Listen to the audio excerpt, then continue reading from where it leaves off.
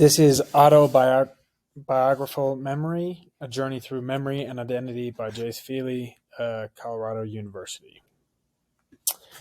Autobiographical memory forms the core of our personal life story. It's more than just a recollection of our past events, it's all the emotions and feelings and the context that is derived through those memories, and in hopes that it shapes you as a person going forward. It's the emotional and contextual narrative that shapes our identity.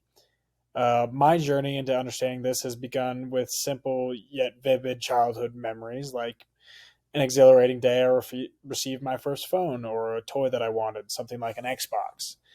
Um, Memory is enriched with emotions and sensory details and exemplifies how our personal experiences become integral parts of our life stories. I mean, when you look at receiving, like for Christmas, like a toy that you really wanted, I mean, that excitement and that happiness sticks with you, and it's what makes Christmas so special, and why a lot of people have fond memories during that holiday, and why it's people's favorite holiday.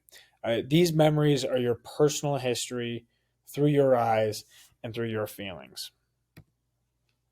How it works. The process of forming autobiographical memories include three critical stages. That is encoding, storage, and retrieval. Encoding is where we experience our life events, um, kind of like your day to day experiences. That's you encoding these memories. Storage is where these events are integrated into our long term memories, why you can retrieve these. And the next part, where we want to access these memories later. So many of these memories connected with a lot of emotions and stuff like that will be put into autobiographical memories. If I were to reflect on a memory of mine, um, I would say it was my very first football game in college that I played, and I can recall the excitement that I had, the warmth of all the pyrotechnics that they had on my face when we ran out, and I remember seeing the smile in the eyes of my future fiance in the stands, and all these different things were just so much emotion. The fans, the noise, the crowd, all this stuff, and that is what kind of was stored in my memory from this event. Is all these different things that came along with it, the sense of achievement, accomplishment that I felt that I had made it to the next level in college, and that I was in a game, and the sense of achievement and accomplishment I felt with that experience, everything that I can recall, remember, I do it through that encoding stage, and then the ability to store and recall follows. This is our ability to recall personal events develop as we grow. Initially, as children, we experience childhood amnesia, where early memories are scarce. As we enter adolescence and adulthood, our memories become richer and more detailed, forming a more coherent narrative of our lives. This, however, isn't always the case. In Felsher, page 53, generally, as children develop, their autobiographical memories improve. However, a number of factors can affect or are related to development of children and adolescents' autobiographical memories.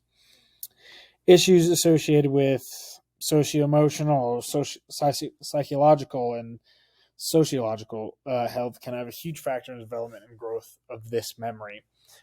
My earliest memory I can remember is from stories and things I heard from my parents. So I'm not too sure if those are like truly my first memories, or truly, my first autobiographical um, memories. And I try to piece those together from stories. The components in an autobiographical memory is comprised of two components: somatic and episodic. Um, Semantic is the facts and general knowledge that you remember. For an example, your first school name that you went to. Episodic is personal memories, like a birthday party. Some somatic memories of mine would include the name of my childhood dog, Winnie, was my mom's dog. The street where I grew up on, Gilbert. My middle school name, which was Gilbert Christian. A bunch of different, like, just facts that you remember. But episodic is different things, like personal things. So mine would be my first time golfing with my dad.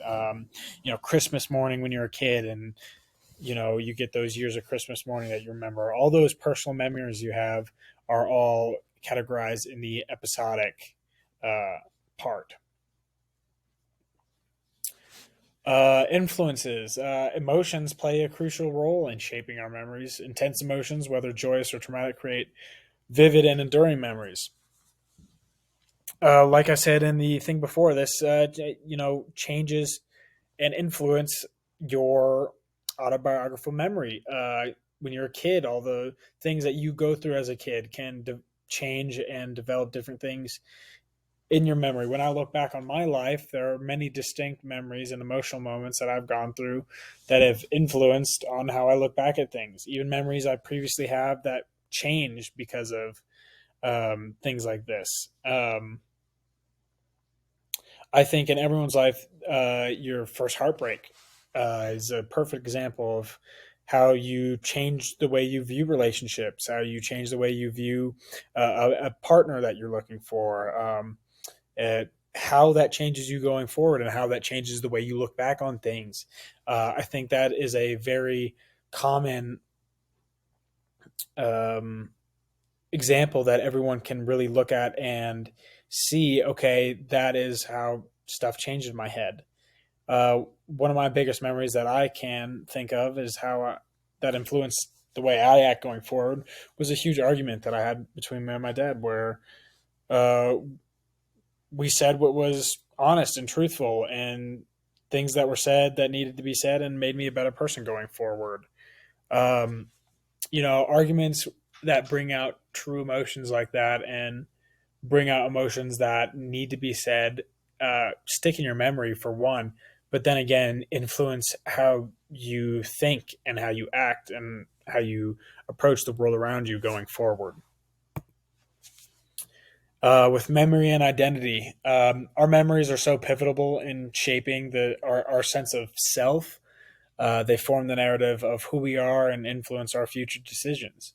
The amount of mission trips that I have gone on, and the people I've helped in places less fortunate than I have, that shapes my identity going forward.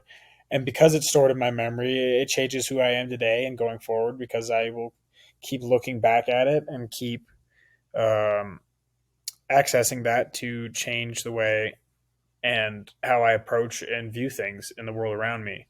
Uh, people experience People's experience and the ability to keep and recall those experiences allow us to be who we are today, good and bad.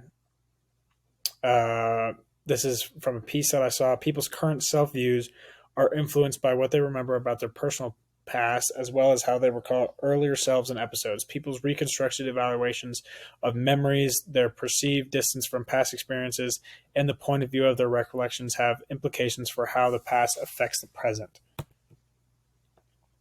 Distortions. Our recollections are not always accurate, and they can be influenced by biases. For example, the consistency bias, for instance, that leads us to reconstruct our past beliefs and our attitudes to match our current ones. The positivity bias makes us remember past events more positively over time. Um, there's so many more biases that you can go through, so you can see how this may become a spiral.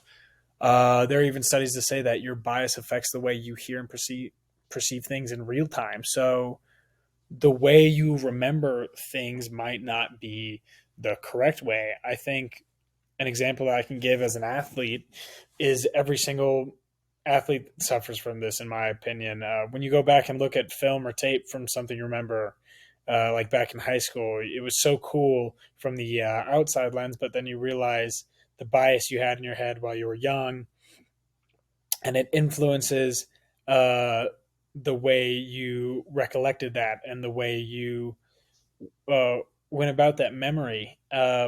I can remember looking at a play and that I remember being super cool, and it ended up being a anticlimactic normal play. But since I viewed it through my own bias, I was blind to see the truth. We can do this with many things in our lives, arguments that were had or events that had happened. It can be different from how we remember them because of the distortions in our views. In everyday life, autobiographical memories play a vital role in our daily lives. They shape our mental health, they influence our learning patterns, and guide our decision making processes. How many times a day do you think to yourself about what you're doing and subconsciously thinking through everything you do and using your autobiographical memory to influence the decisions that you have in front of you? My life, when I look back at it, is guided by many of my experiences in my past and my successes and failures. And the way I treat people through my day is based on how I have been treated or how I treated others. And everything in life is based on your past experiences, and you should use your autobiographical memory to access those past memories and experiences and make yourself better. In conclusion, my life has been filled with so many different experiences and things that have led me to think deeply on my past memories. Doing so has led me to be a better person and have allowed me to live a freer life. Um, Understanding autobiographical memories is essential to understanding ourselves as well as understanding others. These memories are not mere recollections, they are narratives that define our personal identity and life journey. If we look deeply at our memories and at our lives, it can help us understand our personal experiences and help us with our emotions.